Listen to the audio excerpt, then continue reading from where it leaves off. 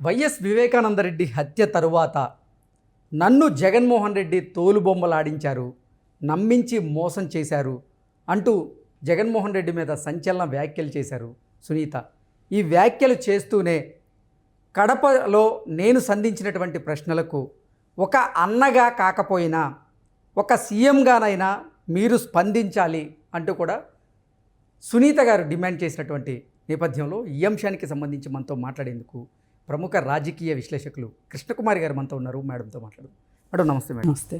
Madam, YS Vivekananda Reddy హత్య తరువాత నన్ను తోలుబొమ్మలాడించారు జగన్మోహన్ రెడ్డి అంటూ సునీత గారు జగన్మోహన్ రెడ్డి మీద సంచలన వ్యాఖ్యలు చేశారు.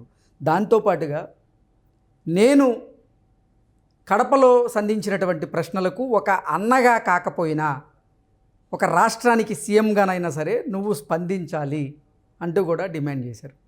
ఏంటి మేడం ఆవిడ కమెంట్స్ని మనం ఎలా చూడాలి? అసలు మాట్లాడిందంత అక్షర సత్యం అండి. ఎక్కడ ఒక్క ముక్క ఇటు అటు లేదు. చాలా చాలా బాగా మాట్లాడుతుంది. ఆమె చాలా రాజకీయ పరిణితి వచ్చినట్టు అనిపిస్తుంది. అసలు నాకు ఈ సందర్భంగా ఏమనిపిస్తుందంటే, ఇవన్నీ ఎలా అన్నా ఉండేవ్వండి, ఈ హత్యను మటుకు తేల్చే ఉద్దేశం ఎవరు చేశారు అనేది వాళ్ళకి తెలుసు, వాళ్ళు చెప్పరు, ఇది వాస్తవం. కానీ వాళ్ళ మీద సరి అయిన కక్ష తీర్చుకోవాలి అంటే, తండ్రిని చంపిన వాళ్ళ మీద కక్ష తీర్చుకోవాలి అంటే వైసీపీ పార్టీ తరఫున పోటీ చేసే జగన్మోహన్ రెడ్డికి వ్యతిరేకంగా ప్రత్యర్థిగా పులివెందుల నియోజకవర్గం నుంచి కాంగ్రెస్ పార్టీ తరఫు నుంచి వైఎస్ సునీత పోటీ చేయాలి. వైఎస్ సునీత పోటీ చేయాలి. నేను బలంగా కోరుకుంటున్నా. ఎందుకంటే వివేకానందరెడ్డి కూతురుగా, అంటే వారసత్వ రాజకీయాలను మనం ప్రమోట్ చేస్తామని కాదు ఇక్కడ. ఆమె తన తండ్రి హత్యను ఛేదించాలని, హంతకులను పట్టుకోవాలని, చట్టం ద్వారా శిక్షించాలి అని ఆవిడ అనుకోవటం చాలా గొప్ప విషయం. ఆమె దగ్గర కూడా ఆ ఫ్యాక్షన్ బుద్ధి ఉందనుకోండి, ఇవాళ ఎవరు చంపారో ఆమెకు తెలుసు ఖచ్చితంగా. ఆమె చట్టం దృష్టికి తీసుకొచ్చినా కానీ చట్టం శిక్షించట్లేదు. ఆమె కనుక తన తండ్రి, అదే అంటున్నా, ఆమె కనుక వ్యక్తిగతంగా ఆ కక్ష తీర్చుకోవాలి అనుకుంటే ఫ్యాక్షన్ రాజకీయం రక్తం లాగా ఆమెకేమన్నా టైం పడుతుందా చెప్పండి? ఆమె ఎందుకు చేయట్లేదు? ఆమె ఈ రోజుకి చట్టాన్ని గౌరవిస్తుంది, చట్టాన్ని నమ్ముతుంది, చట్టం మీద అచంచలమైన విశ్వాసాన్ని పెట్టుకున్నప్పుడు ఇట్లాంటి వాళ్ళు అసలు రాజకీయాల్లో రావాల్సింది. ఓకే, అంటే వారి తండ్రి హత్యకు న్యాయం జరగాలంటే ఆవిడ ఎమ్మెల్యేగా కానీ లేదంటే పోటీ చెయ్యాలి. ఈ నియోజకవర్గంలో అందరికీ తెలుసు అని చెప్పాడు కదా, ఎవరు చేశారో చెప్పారు కదా. ఎవరు చెప్పారు? సాక్షాత్తు జగన్మోహన్ రెడ్డి చెప్పాడు. వాళ్ళే సునీత నా మీదకి ఎగదోస్తున్నారని, నా చెల్లెళ్ళకి కూడా చెప్పి ఎగదోస్తున్నారని చెప్పాడు. అంటే ఈయన ఇండైరెక్ట్గా ఏం చెప్పదలుచుకున్నాడు? చంద్రబాబు అనే కదా ఈయన చెప్పదలుచుకుంది. ఫస్ట్ రోజు పాడిన పాటలు కూడా అయ్యే కదా, ఆ రోజు శవాన్ని అక్కడ పెట్టుకుని పాడిన పాటలు కూడా అవే కదా. పలానా వాళ్ళని అరెస్ట్ చేయండి అని వాళ్ళ మీదే కదా కంప్లైంట్ ఇప్పించింది. ఆధారాలు లేవని కదా వాళ్ళని వదిలేసింది. ఆ తర్వాత నువ్వు వచ్చావు కదా అధికారంలోకి. నువ్వు వచ్చిన తర్వాత ఆ కేసుని ఏం చేశా? నిజంగా ఎవరైతే చేశారో వాళ్ళని పట్టుకోవడం నీకు పెద్ద కష్టమా? ఇదేమన్నా పెద్ద ఐన్స్టీన్ సిద్ధాంతమా? రాకెట్ సైన్స్ అయితే కాదు కదా. ఒక హత్యను ఛేదించడం, హత్యోదంతాన్ని ఛేదించడం ఎంతసేపు అండి? మీకు చేయడం ఇష్టం లేదు. వర్ల రామయ్య కూడా సేమ్ అదే కామెంట్స్ చేశారు.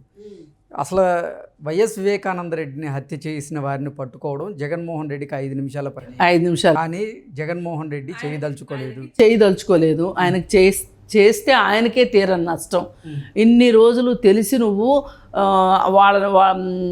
వాళ్ళకి సహాయం చేసావు అంటే నువ్వెంత కిరాతకుడివి అనే మాట వస్తుంది అని చెప్పి అతను పైకి మాట్లాడట్లేదు. కానీ ఏం చెప్తున్నాడు?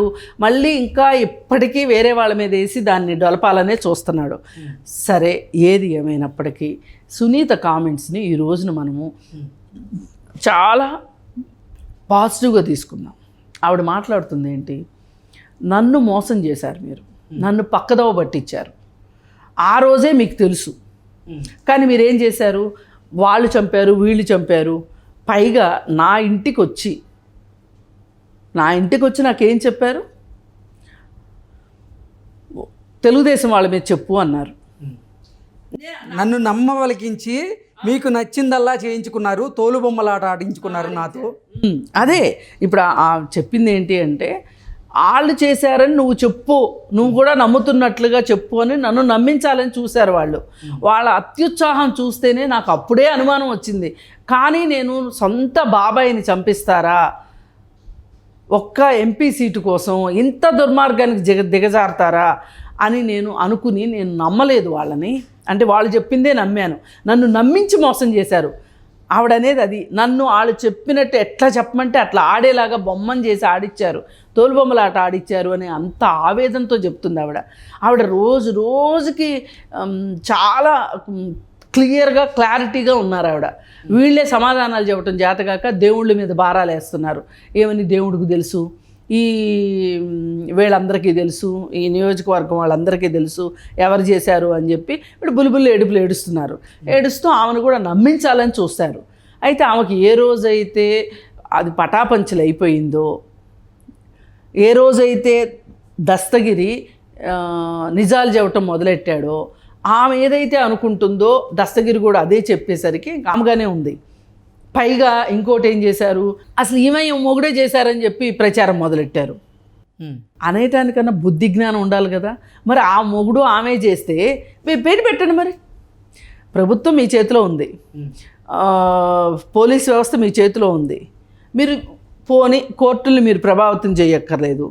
పోలీసుల్ని నిష్పక్షపాతంగా ఈ కేసును విచారణ చేసి కోర్టుకు పెట్టండి అని చెప్పడం ఏం కష్టం. ఇవాళ చూడండి, సంవత్సరం లోపు అత్యాచార ఘటనలు ఇట్లాంటి సంవత్సరం లోపు తేలుతున్నాయి. అంటే స్పెషల్ కోర్ట్స్ పెట్టి సంవత్సరం లోపు వాళ్ళకి శిక్ష పడేటట్లు చేస్తున్నారు. అంటే దీని అర్థం చెయ్యదలుచుకుంటే స్పీడీ ట్రయల్ చేయొచ్చు, స్పీడీ జస్టిస్ వస్తుందనే కదా అర్థం. మరి నీ చిన్నాన్న చచ్చిపోతే చేసిన వాళ్ళు వాళ్ళే అయితే గనక, పోనీ సొంత కూతురు దుర్మార్గురాలు, మరి నువ్వు ఆ దుర్మార్గాల్ని చట్టం ద్వారా జైలుకి పంపించవచ్చుగా. పైగా ఒక చిన్న లాజిక్, చిన్న పిల్లల్ని అడిగినా చెప్తారు. అసలు ఆమె భర్తే హత్య చేసి సిబిఐ దగ్గరికి వెళ్ళి హంతకులను బయటికి తీయండి అని ఎందుకు చెప్తారు? ఇప్పుడు అమ్మయ్య ఎవరికి అర్థం కాలేదు, నేను చంపింది, అన్న కూడా కనిపెట్టలేకపోయాడు, అమ్మయ్య అని ఊపిరి పీల్చుకోవచ్చుగా. అసలు ఈమె ఎందుకు హంతకులు పట్టుకోండి అని అంటే, ఆ విచారణ అంతా చేసి ఈమె వైపుకే వేళ్ళు చూపించింది అనుకోండి చట్టం కూడా, అప్పుడు నష్టపోయేది ఎవరు? ఆమె కదా. ఎవరైనా కోరి కష్టాలు తెచ్చుకుంటారండి అట్లా? ఏమన్నా కోరి కష్టాలు తెచ్చుకోవడం అంటే అప్పులు చేయటం ఇంకోటి చేసుకుంటారు తప్పితే హత్యా నేరాల మీద వేసుకుంటారా చెప్పండి? చేసుకోరు కదా. మీరు మాట్లాడే అన్ని లాజిక్ లేని మాటలు మాట్లాడుతున్నారు, బుర్ర బుద్ధి జ్ఞానం లేని వాళ్ళు మాట్లాడుతున్నారు. సరే, అందుకే ఆవిడ ఏమన్నదంటే, ఇప్పటికైనా సరే జగన్మోహన్ రెడ్డి, నువ్వు ఒక అన్నగా నాకు ఈ రోజు వరకు సమాధానం చెప్పలేదు, ఒక ముఖ్యమంత్రిగా సమాధానం చెప్తావని నేను ఆశిస్తున్నాను. అది కూడా చెయ్యట్లేదు నువ్వు. అందుకే నిజాలు మాట్లాడుకుందామంటే నీ ఛానల్కే నేను వస్తా, నీ ఛానల్లోని కూర్చుని మాట్లాడుకుందాం, నిజాలు నిగ్గుదిద్దాం అని చెప్పి ఛాలెంజ్ చేసింది. అందుకే ఇవన్నీ చూశాక ఈమె ఎంత చక్కగా మాట్లాడుతుంది అంటే, చట్టాన్ని ఇంతగా గౌరవిస్తుంది కాబట్టి. ఇప్పుడు చట్టాన్ని గౌరవించిన మనిషి అనుకోండి, ఆమెకున్న డబ్బుల్లో 4 కోట్లు 5 కోట్లు ఖర్చు పెడితే ఎవరు చేశారో ఆమెకు తెలుసు, వాళ్ళని పైకి పంపించడం పెద్ద కష్టమా? కంటికి కన్ను పంటికి పన్ను అన్నట్టే ఉంటుందిగా ఫ్యాక్షన్ రాజకీయం. చేయొచ్చుగా. ఆమె చేయకుండా చట్టాన్ని నమ్ముతుంది అంటేనే ఆమెను మనం శబాష్ అనాలి కదా మరి. అందుకే ఆమె ఎమ్మెల్యేగా పోటీ చేసి జగన్మోహన్ రెడ్డి మీద గెలిస్తేనే అప్పుడే వివేకానంద రెడ్డి ఆత్మకి నిజమైన శాంతి. Okay madam, thank you so much. Thank you.